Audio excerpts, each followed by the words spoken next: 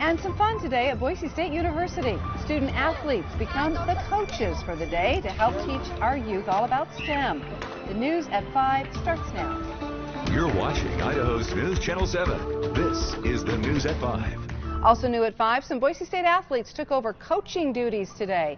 As part of STEM Day on the Blue, members of the Broncos football team, men and women's basketball, soccer, volleyball, and golf teams were joined by the cheerleaders and Buster Bronco to coach elementary students from underserved or rural communities. The students rotated through different stations, taking part in hands-on science, technology, engineering, and math activities.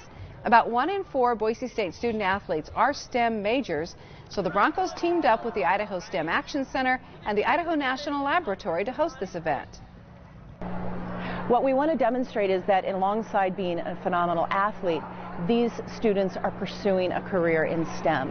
And so those things can go hand in hand, and they provide such a wonderful role model to these students. Idaho is the fastest growing state in the nation and has the 3rd fastest job growth and the 2nd fastest technology sector growth. The Idaho Department of Labor predicts upwards of 100,000 STEM jobs will exist in Idaho by 2024.